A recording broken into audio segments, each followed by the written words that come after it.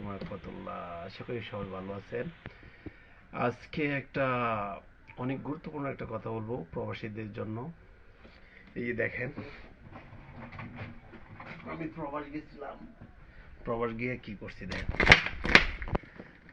দেখেন, এটা আপেল, তারপরে এটা যদি সিটিজেন, এটা ক্যাসিও, অনেক দামি ঘড়ি, এটাও আপেল, এটি স্যামসং, এটা হাওয়াই, তারপরে এটাও আপেল, তারপরে এটা স্যামসং, এটা স্যামসং ব্যাংকে বলেছিলাম আগে, আর এটা হলো চায়না ঘড়ি, এটা হলো হাওয়াই। আর এইগুলা করছি বিদেশ গিয়া, ঠিক আছে? সুখ পাইছি না। অবশ্য অনেক টাকা কামাইছি, কিন্তু সুখ পাই নাই। আর এখন এত এত ঘড়ি পড়তে মনছে না।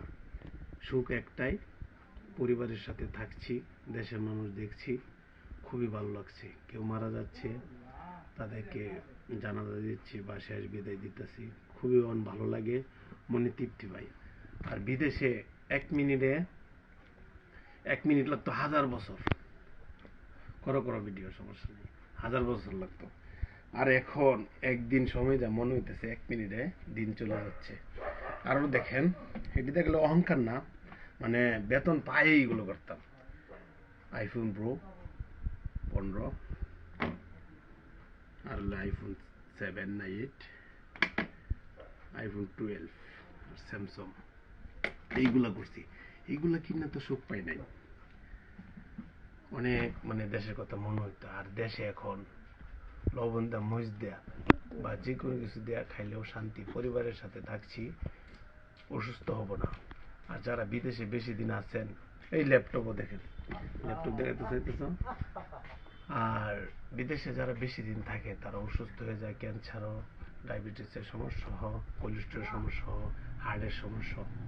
এটা আমি প্রায় লোকের দেখছি, আমি ফার্মেসিতে চাকরি করছি। তো সত্যি কথা কি, বিদেশে গেলে, ইয়ং বসে গেলে 5-6 বছর থেকে যাতে 10 থেকে 20 লাখ টাকা নিয়ে এসে কিছু করলে ভালো, উত্তম দেশে।